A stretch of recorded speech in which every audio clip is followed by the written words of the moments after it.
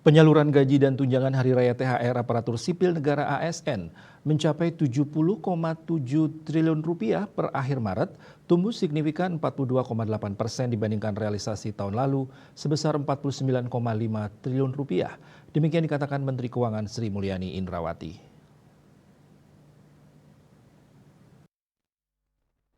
Secara rinci, realisasi belanja pegawai kementerian lembaga KL terdiri dari gaji dan tunjangan sebesar 38,7 triliun rupiah, tunjangan kinerja tukin, honorarium, lembur, dan lain-lain 18,5 triliun rupiah, serta THR 13,5 triliun rupiah.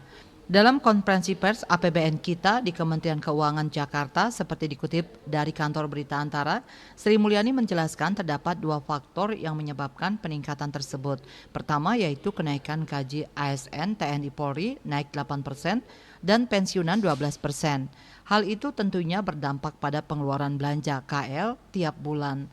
Faktor berikutnya yaitu penyaluran THR pada Maret yang bertepatan dengan momen Idul Fitri. Sementara pada penyaluran THR tahun ini, pemerintah memutuskan untuk memberikan tukin secara penuh atau 100% berbeda dengan tahun lalu yang nilai tukin hanya diberikan sebesar 50%.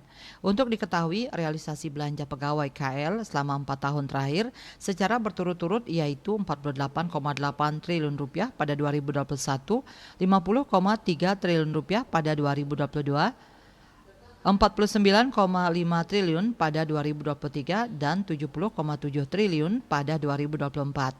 Adapun realisasi belanja pemerintah pusat pada triwulan 1 2024 secara keseluruhan terdiri dari belanja KL sebesar 222,2 triliun rupiah serta belanja non KL 205,4 triliun rupiah.